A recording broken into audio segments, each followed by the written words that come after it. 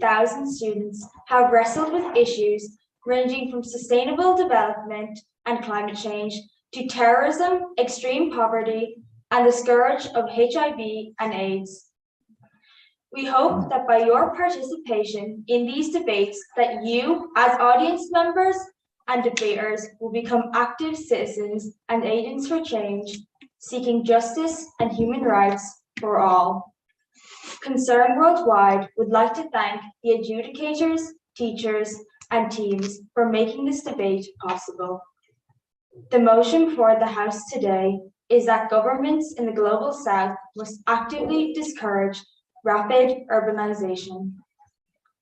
Our adjudicators for today are Chief Adjudicator Jennifer Gillen. Jenny was a Concerned Debates finalist in 2016, competing on the behalf of St. Joseph's College, Lucan. Since competing in the debates, she has completed a degree in law with history at the University College Dublin, while continuing to work with Concerned Active Citizenship on a volunteer basis, assisting with social media, events, and of course, adjudicating debates. In August 2021, Jenny graduated from Leiden University in the Netherlands with a master's degree in public international law, where her research focused primarily on the international environmental law and international humanitarian law. With each passing year, Jenny continues to be inspired by the knowledge, talent, and passion of the debate's participants and never fails to come away from a debate without gaining unique insight into the motion at hand. Lizzie Noon. Lizzie has been working with schools on global citizenship education and campaigning for 24 years. She has worked for Worldwide's global schools for 9 years and has worked with Concern for 15 years previous to this and remains a loyal supporter of their work. She has headed up 3 EU-funded projects: Stop Child Labour 1 and 2 and Food Right Now. She represented Ireland on the European Development Education Forum for 4 years and has been a member of the steering group of the Global Campaign for Education, Stop Climate Chaos, and Act Now 2015 for many years. And Alex Swan. Alex is a retired police officer, presently an Ulster Unionist councillor on Lisburn and Castlereagh City Council. Alex is particularly interested in planning issues and healthcare provision, especially in relation to mental health and suicide prevention. Thank you for adjudicating today. I will now pass you over to the captain of the proposition to begin today's debate.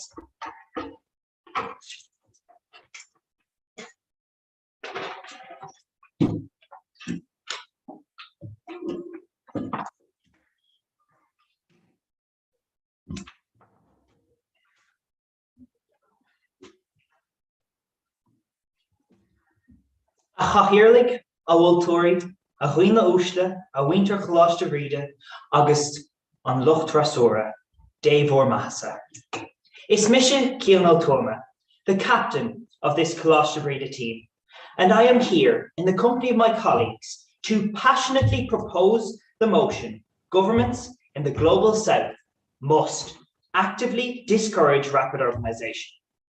Now, Bhride, let me begin by defining the motion. The Global South refers to developing regions in South America, Africa, and Asia. Britannica defines urbanisation as the process by which a large number of people become permanently concentrated in small areas. I would like to draw your attention to the key word of this motion: rapid urbanisation. While we acknowledge that urbanisation is not altogether a bad thing, that is not what we are focusing on here today. Today, we need to understand that the uncontrolled and unplanned expansion of cities brings profound social, environmental, and health risks. My team and I will now illustrate that governments should encourage sustainable long-term urbanization, instead of the ad hoc, unplanned, and dangerous approach promoted by the opposition.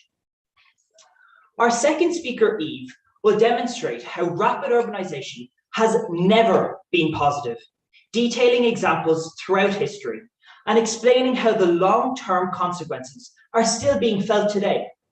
She will show how the alternative solution of constant, sustainable development is far more beneficial.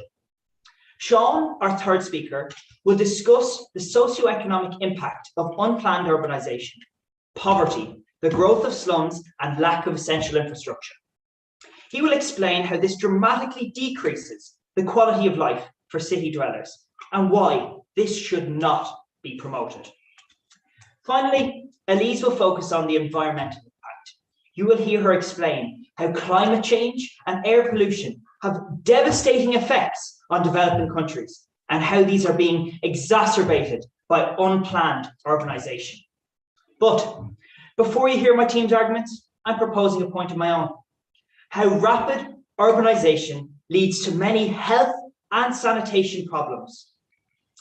It is striking that today, almost 2.3 billion city dwellers lack adequate sanitation, according to World Resources Institute.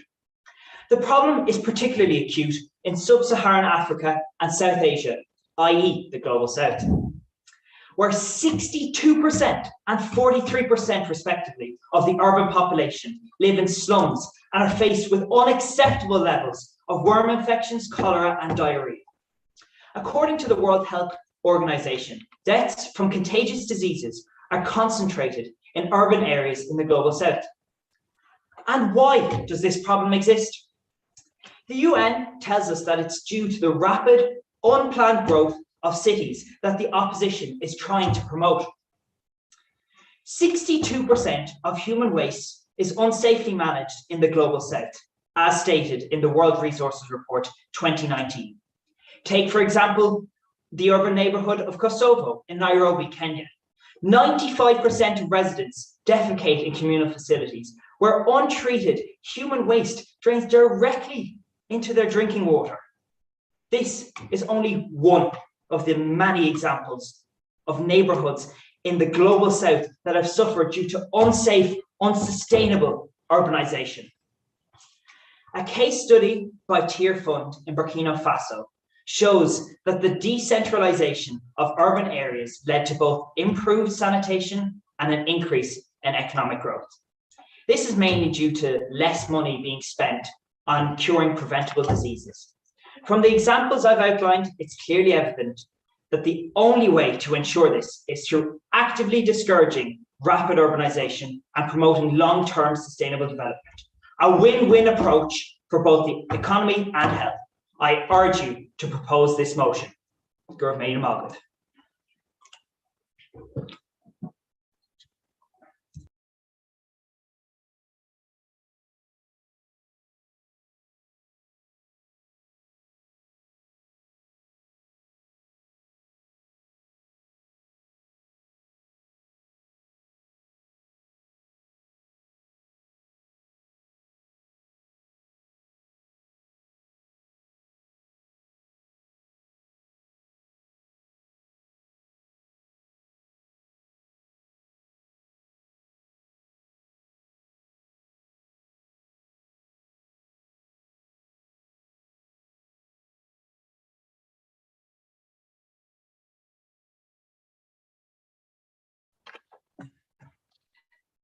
Cian, you speak about human waste as a problem, but what is your solution? To ignore it. There comes a point where we need to stop pulling people out of the river. We need to go upstream and find out why they're falling in.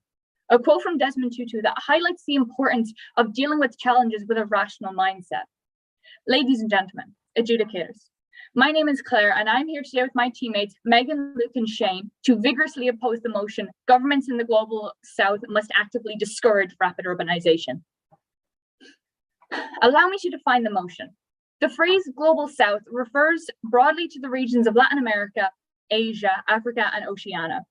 It is one of a family of terms, including Third World and Periphery, that denotes regions outside of Europe and North America, mostly low income and often politically or culturally marginalized. According to Oxford Dictionary, the term actively is defined as in a way that involves doing something. Oxford Dictionary defines the term discourage as to cause someone to lose confidence or enthusiasm. Urbanization, according to nationalgeographic.org, is a process through which cities grow and higher populations come to live in the city. In the global south, we see urbanization happening at a rapid rate, outstripping the capacity for cities to provide services and infrastructures. Cian, rapid urbanization is happening and it can't be stopped.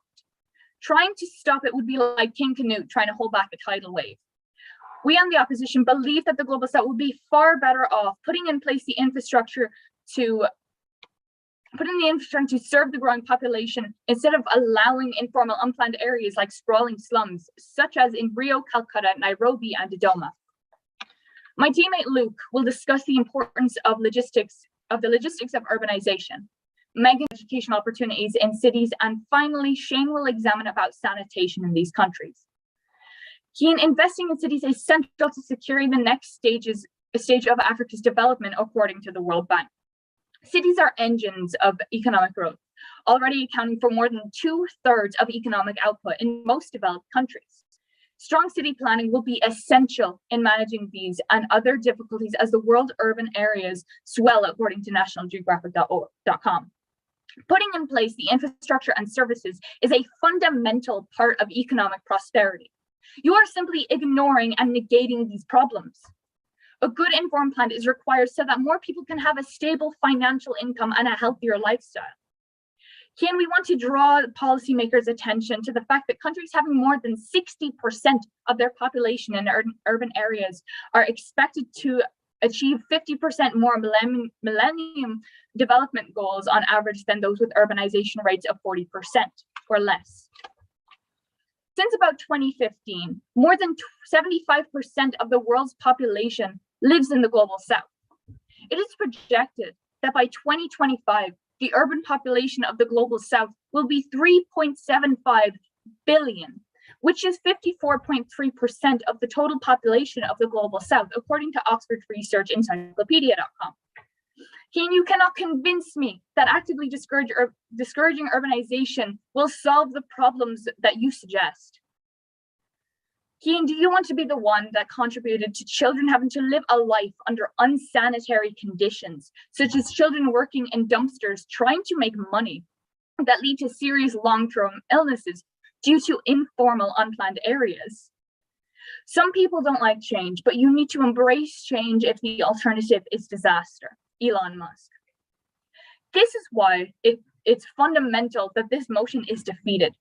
Do you want to be the one to tell the children why their mothers and fathers don't have enough income to provide enough money to provide enough food on their plates? Imagine going to one of these arid countries and seeing these children who have to walk miles just to collect cloudy, opaque water saturated with grit and disease instead of going to school where they should be. People are going to continue to fall into the river of poverty, disease, sickness, and death in these developing countries in the global south unless governments start putting in the services and infrastructure that is needed. I beg you to oppose.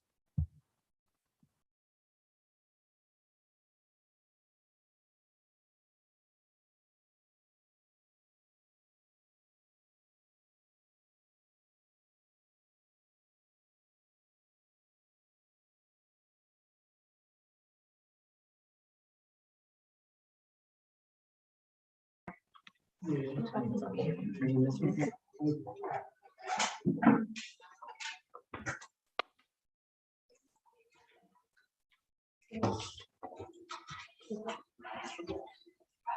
afternoon, Chairperson, adjudicators, members of the opposition, ladies and gentlemen. My name is Eve. I am the second speaker for the proposition, and alongside my teammates today, I will be passionately proposing the motion that governments in the global south must actively discourage rapid urbanisation.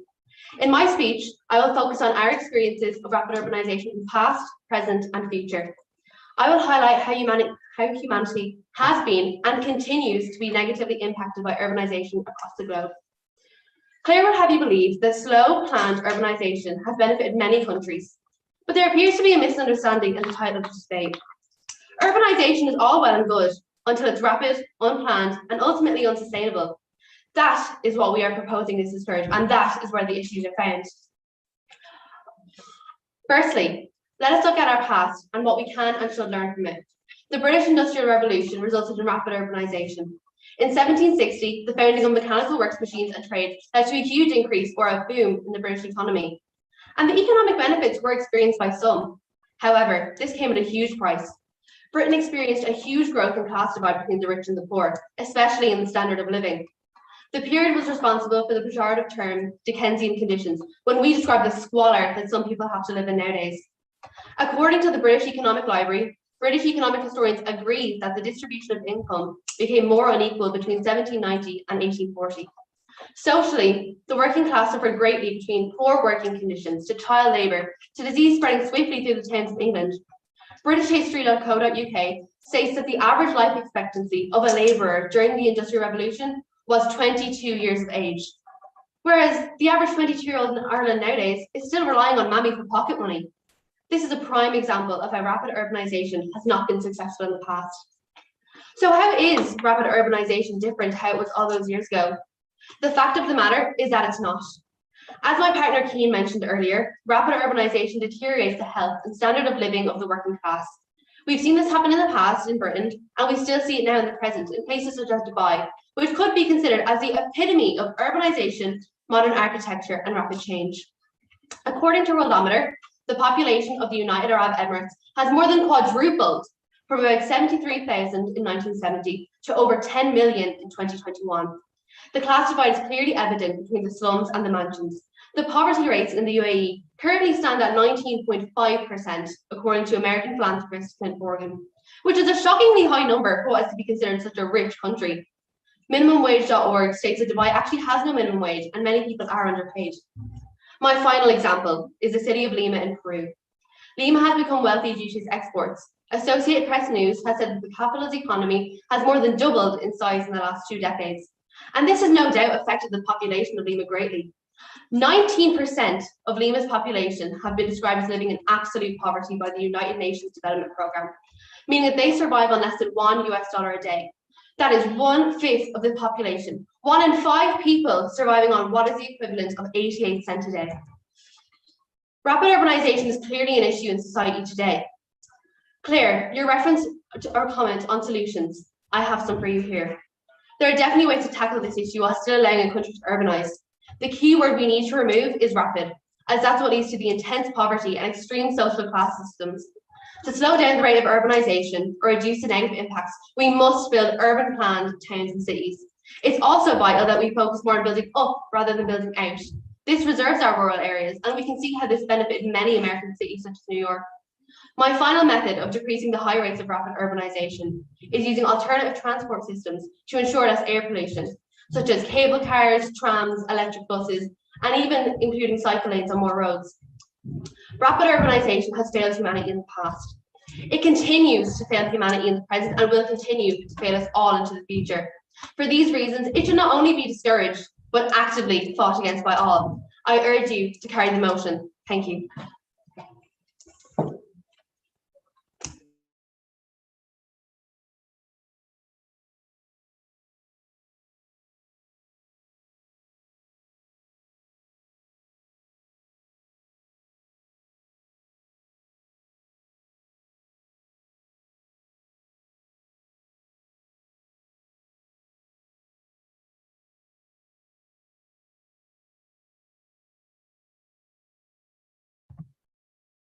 The prop would paint you a picture of a dystopia, of overcrowded urban slums and desolate rural villages where the only residents are the tumbleweeds passing through.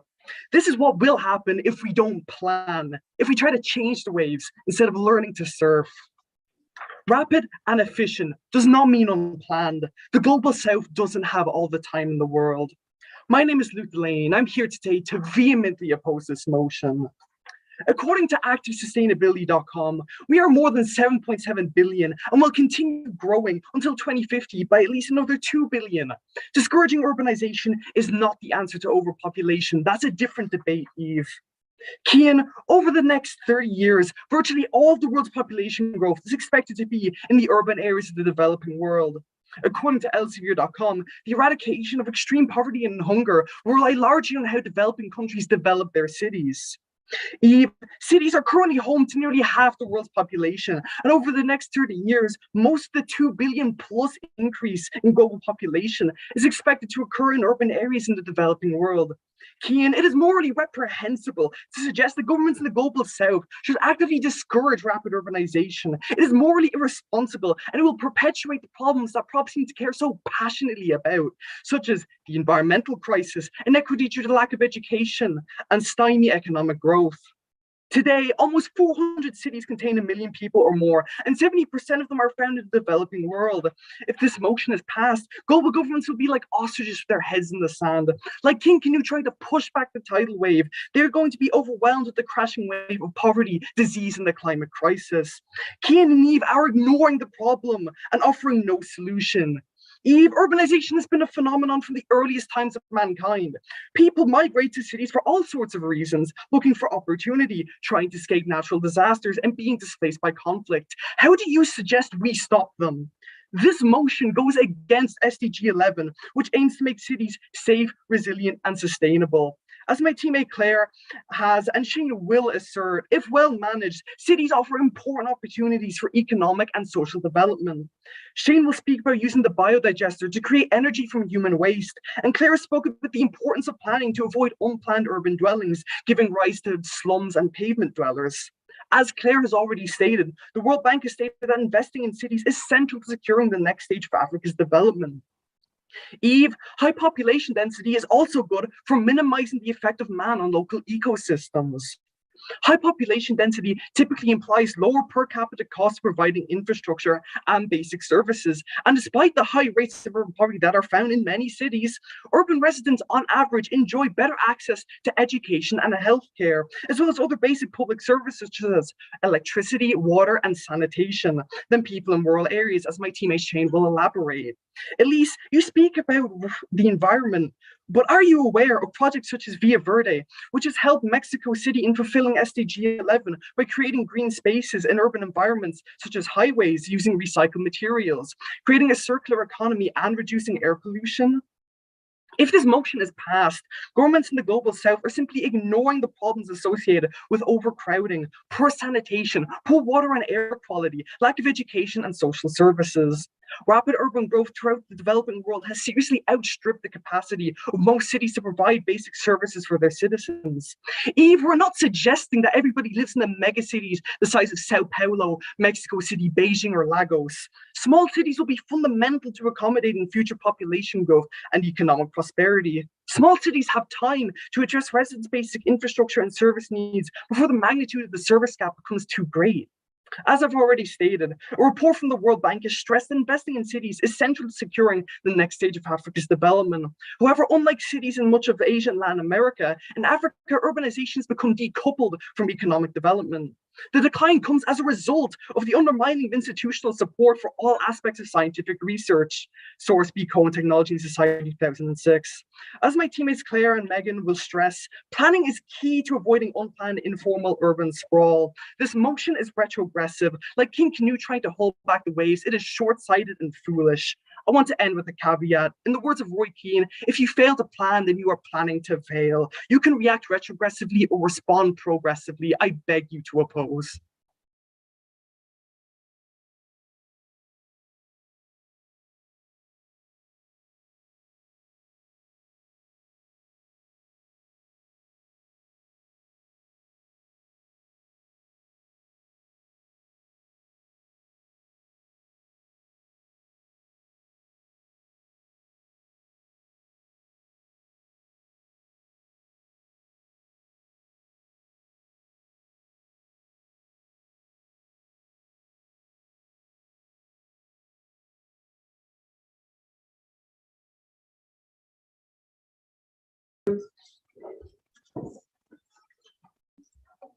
Good afternoon, Chairperson, adjudicators, members of the opposition, ladies and gentlemen. My name is Sean, and here today alongside my teammates, I'll be passionately proposing the motion. Governments in the global south must actively discourage rapid urbanisation. My teammates have spoken about health issues and sanitation risks. and previous failures of rapid urbanization. I will now discuss how rapid urbanization means an increased need for development of more infrastructure. Also, how along with urbanization comes increased living costs and big companies profiting off the poor. The opposition will have you believe that rapid urbanization is a great opportunity for development, a great opportunity for people, and is a prime time to invest in a country, especially in the global south. But ladies and gentlemen, we have seen this before.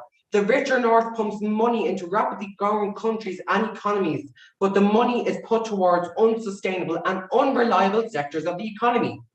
To reference my teammate Eve's point on the United Arab Emirates, its economy is simply based on oil. It too was once a heavily poor country.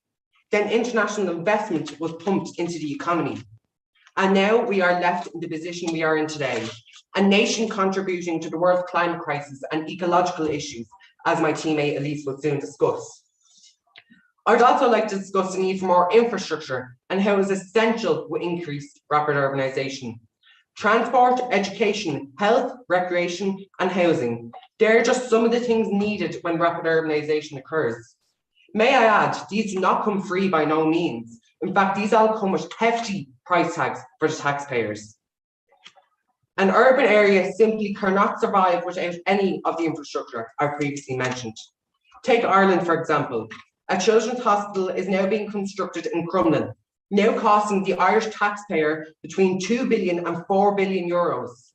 According to gov.ie, the Irish government has pumped 35 billion into transport alone. If this was to happen in the global south, it would cost them many crippling economies billions of euros. And in fact, according to globalcitizen.org, they would simply not be able to provide basic infrastructure such as education and health, let alone other infrastructure. Nigeria, which is one of the fastest growing urban areas, only spends 6 billion on transport. Claire, I'm delighted you mentioned the sprawling slums, the favelas in Brazil and the shanty towns in India such as Derby, because according to BBC, they are simply a result of rapid urbanization, migration, and improper infrastructure. This is the reality. People simply fled to places like Rio de Janeiro, and unfortunately, this ramped up living costs and created much more poverty. And may I add, due to buildings being constructed so promptly in places like Sao Paulo, where urban planning was given no consideration, we are seeing masses of traffic congestion and mass health issues in the emerging youth. This is what rapid urbanization causes, not a new lavish life, as I'm sure the opposition will portray. The economy should not be prioritized over people, but in these cases it is. Luke, to reference your comment on solutions, Eve has offered plenty of solutions, plenty of them. My next point is poverty. With rapid urbanization comes privatization and ramped up housing costs, leaving the rich in benefit and the poor at a disadvantage. We can already see examples of this in Brazil. There's complete division, almost a border between those in poor areas to those on the coastline who are wealthier. According to United Nations, rapid urbanization is a formula for disaster and poverty. If the global south were to see rapid urbanization, it would completely cripple, and I mean cripple, the less off. Ladies and gentlemen, with the points above, I have highlighted that rapid urbanization causes poverty, privatization, and divides people into poor or rich. This is why governments in the global south must actively discourage rapid urbanization. Thank you.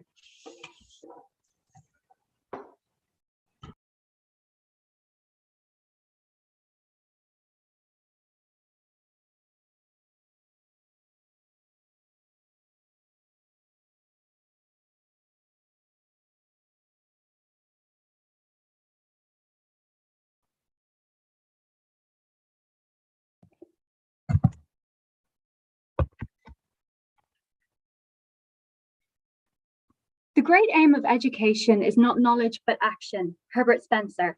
Ladies and gentlemen, my name is Megan and I'm here with my teammates Claire, Luke and Shane to vehemently oppose the motion governments in the global south must actively discourage rapid urbanization. Urbanization is the single most important transformation taking place in Africa currently. Urbanization combats poverty by promoting economic development and job creation. Those jobs lead to more tax-paying citizens. These taxes pay for hospitals and schools and better, safer infrastructure. Better opportunities for children, a way for children to stay in school instead of having to drop out to help make rent.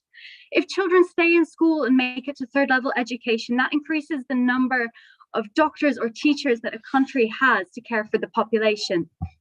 Urbanization is breaking the poverty cycle for people, but Cian, it is imperative that the right policies and informed planning must be adopted to avoid urban slum type of sprawl. Eve, governments should absolutely not be discouraging rapid urbanization. Instead, they should be trying to put in place the infrastructure that will ensure that children are not exploited due to their families' poverty and desperation. Did you know that according to ActionAid, 15 million people in the global south survive by scavenging waste? 15 million. Did you know that most of them are children trying to make money for food while their parents make money for rent? I found a case study on a little girl named Margaret who lives with her family just outside of Mozambique. Every day she wades through rubbish and broken glass and toxic waste, collecting scrap metal and plastic to sell to earn a living. She is 10 years old. She told reporters, "It's very dirty and there is a bad smell. I know there are very bad diseases I can catch here. I'm afraid of being cut by broken bottles, nails, or syringes." She is 10. What were you doing at 10, Cian? I was probably still playing with Barbies or running around the playground playing tag. That is what Margaret and all these other children who miss getting a childhood should be doing. They should have a playground which isn't a breeding ground for disease, where they don't have to fear for life-threatening illnesses that I didn't even know existed when I was 10. That story is from 2015. That makes Margaret our age, Sean, but I can't find out what happened to her. But I can make a very educated guess. Dump site life leaves women and girls vulnerable to violence and sexual abuse, even rape, but there is nowhere for them to go for healthcare or support. Children belong in school, not on rubbish dumps, and that is why urbanization is important. If urbanization is planned and informed, children will have hospitals they can go to if they get sick. It means jobs with better pay for adults so their children can stay in school, so they don't end up hunting for copper coins in piles of rotting rubbish. If the demographic needs of people are considered when planning, urbanization means infrastructure that can prevent so many children from living the nightmare that Margaret did. Giving children a proper education gives them a way out, a way to make a living for themselves when older, without the excess torture. Eve, a proper education is an opportunity for the future. Urbanization, if the democratic needs of the people are considered, then it is the answer to ensuring that all these children can benefit from their right to education, their right to safety, and their right to childhood. Planning like life skills for children, such as the life skills education or LSE sessions mentioned by Concerns Knowledge Matters, which helps give children a better understanding of the struggles they will face and how to navigate them in the safest manner possible. These sessions also gave them access to healthcare and recognized vocational practice, which is the leading reason to lack of jobs. The skills learned through carpentry, such as carpentry, were not learned from a recognized source, instead through an apprenticeship or a family business in remote rural areas, which if not recognized and registered, cannot be used as a reference and reduces the chance of employment. Planning for urbanization is key, Sean, for countries in the global south, for economic growth, for economic prosperity, and for economic independence, not discouraging it from happening at all. The story of King Canute shows that you cannot stop the tidal wave. It is all about responding to the problems of overcrowding, poor sanitation, poor energy needs, lack of education, and preparing for it accordingly while we still can. Before the wave comes and sweeps them aside with brutal force, you cannot stop the tidal wave, but you can learn to surf. John Kabat-Zinn. I beg you to oppose this motion.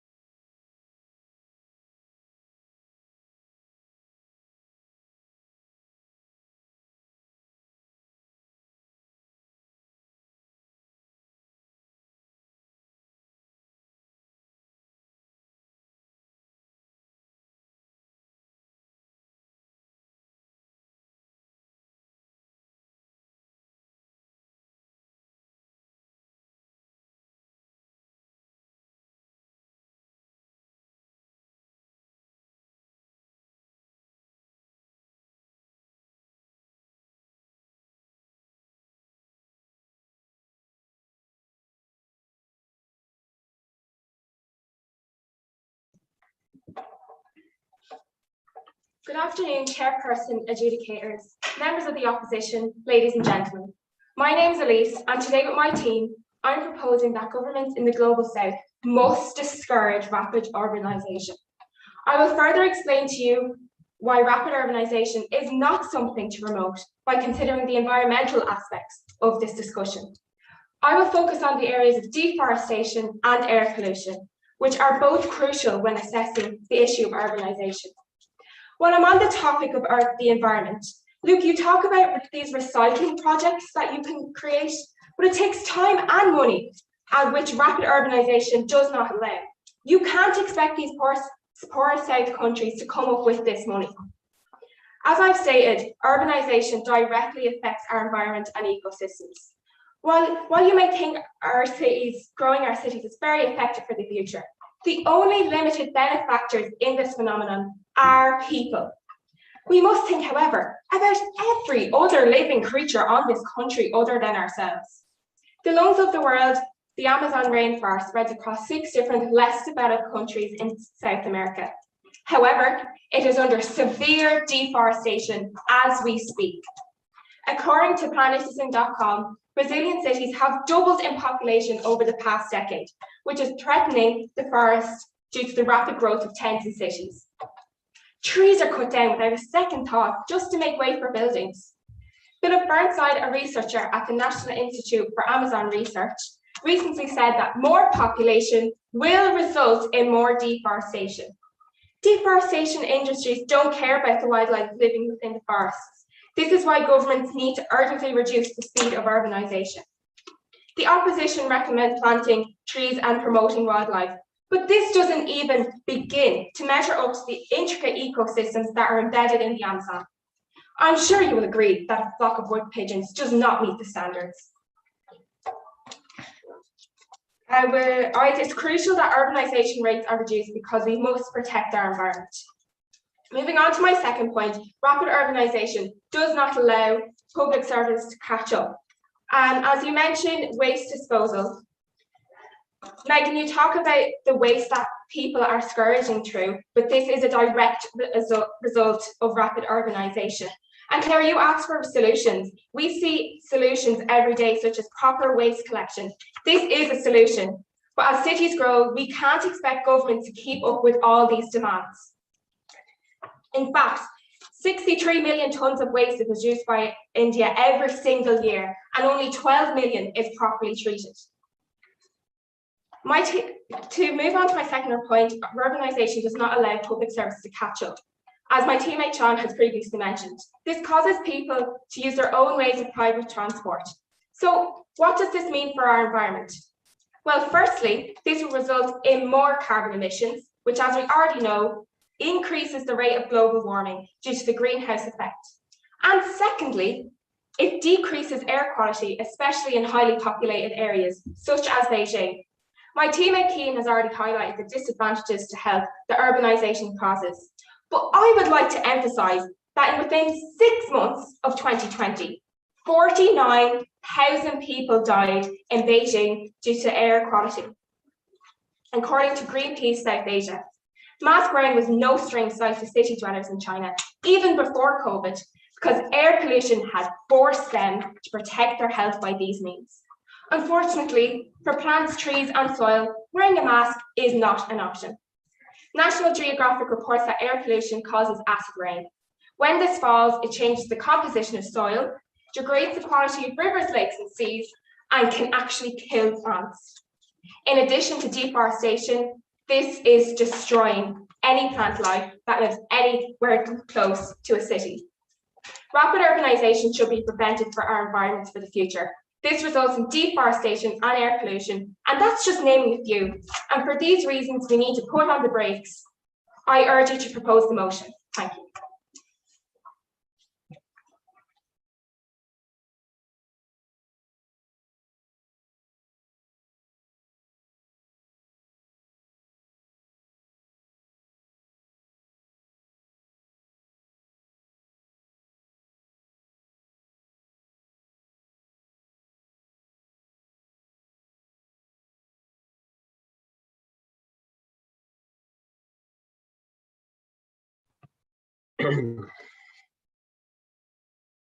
Some people don't like change, but you need to embrace change if the alternative is disaster. Good evening, ladies and gentlemen. My name is Shane, and I'm here to oppose the motion that governments in the global south must actively discourage rapid urbanization. It is true that cities are a huge problem in terms of CO2 emissions, and informal and unplanned urban sprawl certainly isn't conducive to the environmental problem. According to an article by Nature.com, over 70% of the CO2 emissions of the world come from urban areas containing over half of the world's population. In 2016, according to worldometers.info, CO2 emissions rose by 4.5% in Bangladesh and 3.6% in Kenya. Furthermore, Delhi's annual CO2 emissions equate to a startling 69.4 million tons. These are appalling figures, so it's only natural to assume that rapid urbanization would lead to a significant increase in CO2 emissions. My teammate Luke has already talked about air quality, like the Bhride project in Mexico. But let me ask you, does this justify neglecting people in the poorly developed southern countries of the world? In urban slums, congestion and poor hygiene increases exposure to disease. According to the WHO, 3/4 of all Liberians living in urban areas do not have access to improved sanitation facilities. They resort to open defecation or dispose of feces in plastic bags, calling them flying toilets. This is quite frankly appalling, as Kevin has stated. Now, you can see this as a disaster, or you can see this as an opportunity for economic growth and prosperity. For example, in Liberia, projects that combine latrine construction with the rehabilitation of existing structures. Allow me to show the proposition that rapid and unplanned do not necessarily go hand in hand. Rapid and planned can coexist together. They are not the same word or mutually exclusive. We are saying plan in advance. What is your alternative solution? Because you haven't offered one. Are you barring people from cities? How do you plan on enforcing that? Sean, you said Eve offered solutions. What solutions? We can use this human waste to create energy using biodigesters, for example. These produce biogas, which can be tapped and used as cooking gas, converted into electricity to light up a community with no real access to power, and the pressure of the gas can even fuel itself. As well as having benefits in terms of power sources, this system brings further benefits to these communities.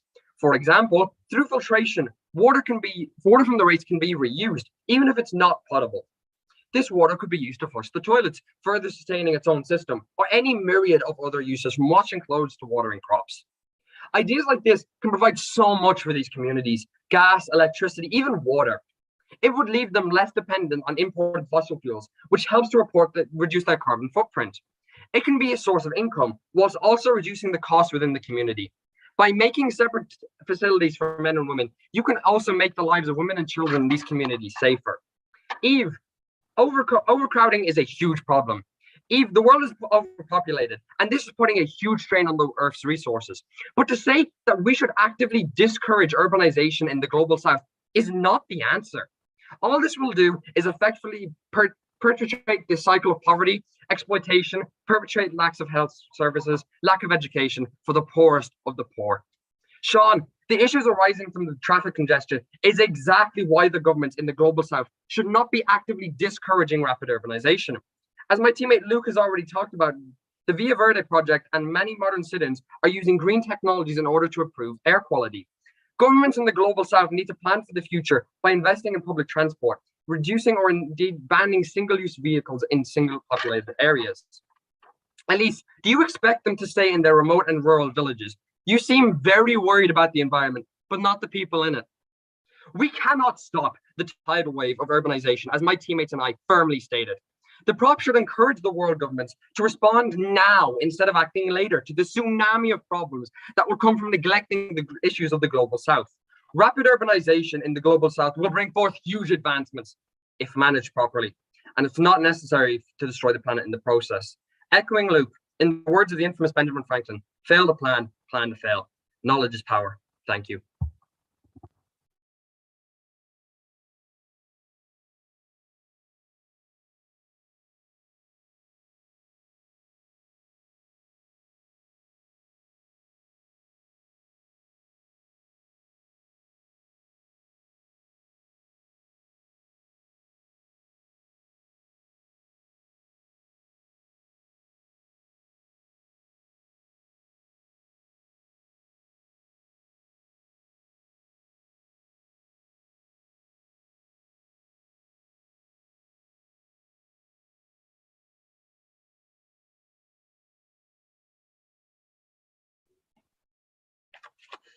Kian, did you know that 6 of the 7 fastest growing economies in the 2000s were in Africa?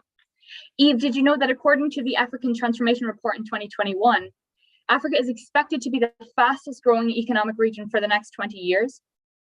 Global GDP is estimated to grow by 2.4%, but in Africa's GDP is expected to grow by 5%. However, according to the African Transformation Report in 2021, this economic growth is not enough, as it does not automatically result in job creation. Economic growth is not enough, as it does not automatically give people skills and education. Economic growth is not enough, as it does not necessarily spread prosperity. My teammate Luke has already brought to your attention that Africa is lagging behind other countries in the global south due to poor policy planning and infrastructure. Sean, Elise, Africa needs economic transformation, and well-managed urbanization is an integral part of achieving this economic prosperity. Kian, Eve, KY Amoako, founder and president of the African Center for Economic Transformation, has identified 3 challenges facing Africa's economic transformation. 1, job creation. Ensuring jobs for the world's youngest and fastest growing labor force by imparting skills for work in the 21st century, agriculture, manufacturing, and services. Elise, how is disincentivizing people from living in cities going to address this challenge? 2, innovation. Supporting digital innovation by enabling the private sector to deliver the many benefits from digital technologies in creating jobs, boosting productivity, and reducing poverty. Sean, how does discouraging urbanization going to address these challenges posed by an inadequate digital framework? Eve, did you know that 300 million Africans live more than 50 kilometers from a fiber or cable broadband connection, a significant impediment to the modern way of living? Managing climate risk by promoting climate smart agriculture, protecting green and blue ecosystems, and exploiting renewable energy sources. Elise, how does actively discouraging urbanization help to address the challenges posed by the climate crisis? Elise, my teammate Luke has already asserted that high population density can, if managed properly, also be good for minimizing the effect of man on local ecosystems. High population density typically implies lower per capita cost of providing infrastructure and basic services. My teammate Shane spoke about how problems regarding sanitation in densely populated urban areas should be used to fuel economic prosperity, and that human waste could be used to create energy, thereby making fossil fuels redundant. My teammate Megan has already spoken about the importance of education, how if well managed, increasing urbanization can dramatically increase the educational opportunities for young people. In South Sudan, 52% of girls are married before the age of 18. By actively discouraging urbanization, you are encouraging parochialism and tribalism. Sean, you are correct. We can learn from the mistakes of the past. But what is your solution? What do you propose? How do you suggest we provide the services to the people who need it? Ladies and gentlemen, adjudicators, the Nigerian writer Chimamanda Ngozi Adichie in her writing warns against a single story of Africa, a single story of catastrophe. This motion is retrogressive. You can't stop the waves, but you can learn to surf. It's a famous saying by John Kabat-Zinn, and this is what the governments in the global south should be doing by not actively discouraging rapid urbanization, but rather putting in place social, health, digital, educational infrastructure that will drive economic transformation and economic growth and prosperity in the global south. As rebuttal, people whose homes are wiped out by tsunamis and other natural disasters have no choice but to relocate in cities to find a new way to live. How exactly are you going to stop people coming into cities? You can't stop the tidal wave, but we can be prepared.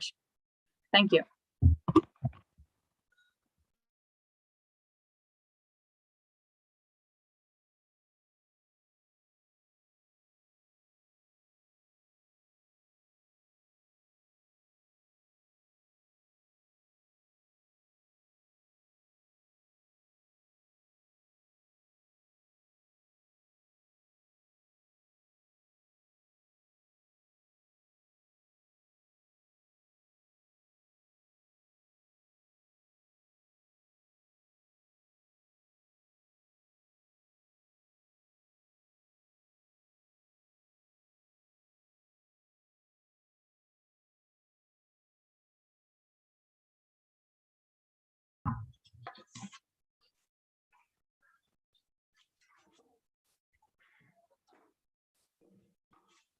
Ahoy Ushla, I'm sure at this late juncture in proceedings that you're all of one mind with us when we say the unplanned and uncontrolled expansion of cities brings profound social, environmental, and health risks. The opposition keep mentioning that we're discouraging urbanisation. We are discouraging rapid urbanisation. They constantly mention planned infrastructure, but rapid urbanisation is ad hoc, unplanned, uncontrolled, and dangerous. This is why it must be discouraged. More often than not during this debate, I felt the opposition were fighting our corner. They were highlighting all the issues surrounding rapid urbanisation. Claire, you mentioned millennial development. That's outdated. We've moved on to the Sustainable Development Goals. Also, you failed to comprehend a simple economic concept: economic growth versus economic development. They're two completely different things. My teammate Sean has illustrated that rapid urbanisation is not managed. So Luke, how can you tell me that it's controlled and planned? To quote you, Luke, they have time.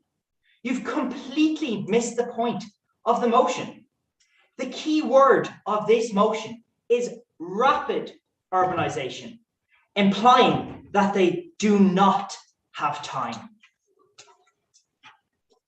Megan, you may argue that the increase in wealth can be spent on education, etc. Yet, ladies and gentlemen, for rapid urbanisation to be successful and for the said country to not go into poverty, the country has to invest in education before rapid urbanisation occurs. And that's according to the United Nations. Megan, you mentioned how children in developing countries have not got access to a playground or safe environment. But it is because of these rubbish dumps with toxic waste and broken glass that you mentioned that they are the direct consequence of rapid urbanisation. Shane, plan in advance? Again, rapid urbanisation is unplanned. Shane, we're not discouraging urbanisation. We're discouraging rapid urbanisation. Also, we suggest you re-watch this recording at a later date to catch all of Eve's many solutions that she offered. Ahoy Ushla, I believe the opposition has indulged in unsubstantiated platitudes. Were they lulling us by false representation? I believe they were. We emphatically refute their argument. Ladies and gentlemen, it is clear that rapid urbanisation leads to countless health issues and preventable deaths.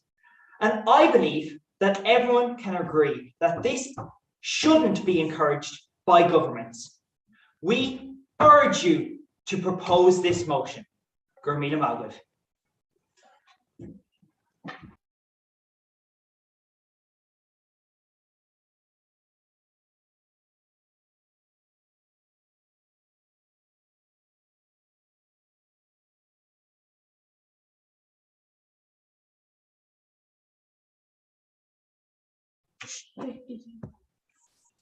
I would like to thank both teams for their participation here today.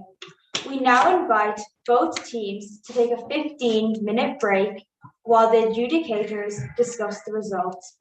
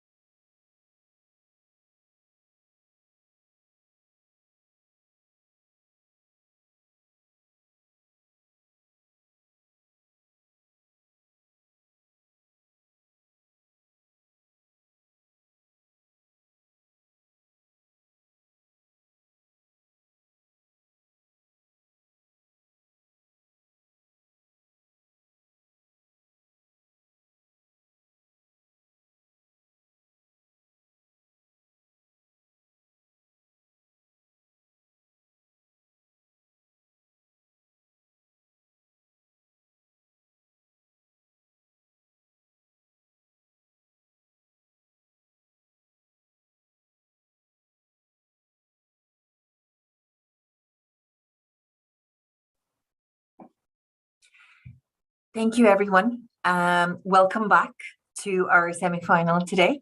I would like to invite our Chief Adjudicator, Jennifer Gillen, to offer the results and the feedback for both teams. Hello, everyone. I won't make this too long because I know you're dying to hear the results. But first, I would just like to congratulate both teams wholeheartedly because it was an incredible standard of debating. I haven't done one of these in a while, and every time I come back, I'm just floored every time. And yeah, so I'll just run through a little bit of feedback from all the adjudicators. One of the few of the positives, there was one thing that stood out was just the quality of sources used, which you don't get in every debate. And just on that note, even though there were excellent sources used, some URLs were cited, and myself and the other adjudicators were just discussing, like, if you're doing some research on a website, maybe there could be more sources kind of listed at the bottom of an article, so that you're not kind of giving a .co.uk or a .com. Just sounds a little bit better. One other thing was that there was a really strong display of teamwork across both teams, and actually different approaches to teamwork. It was very highly scored, which is usually a neglected portion of the marking sheet. So on one team, the proposition, they did a lot of referring back and forth to each other, reinforcing each other's arguments, which we really liked. And then the opposition had a lovely mantra running through each speech, which really helped tie the arguments together.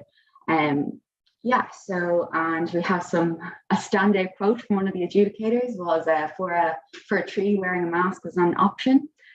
So really liked little elements like that makes stats with examples, case studies, anecdotal evidence, and just to make sure in your speeches, if you want to, one thing I used to do is give the speech to someone who's never heard of the topic, has no knowledge on the topic, and see what they take away from it. And often, a person hearing your speech for the first time can't take away all the statistics.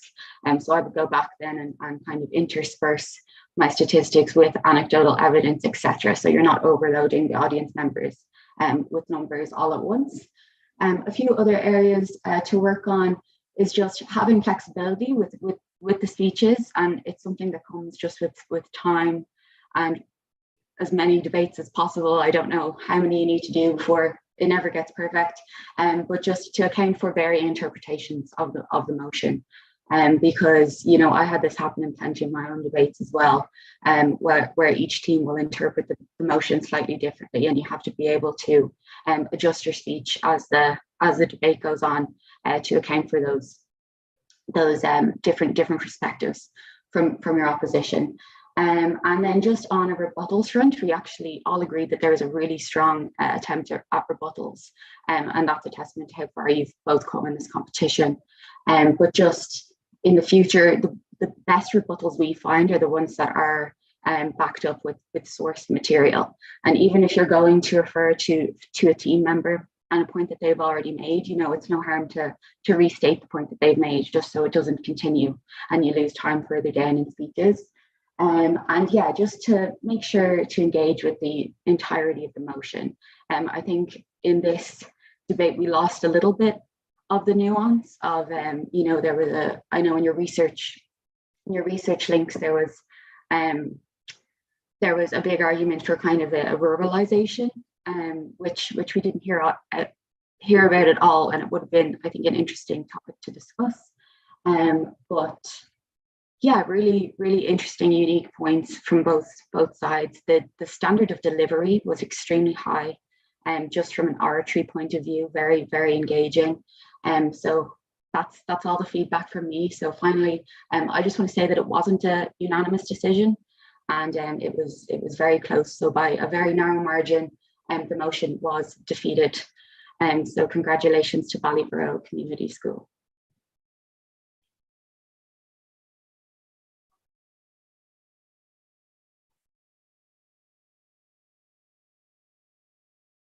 Yeah, congratulations to both teams. Really an excellent debate, and thank you all for participating today.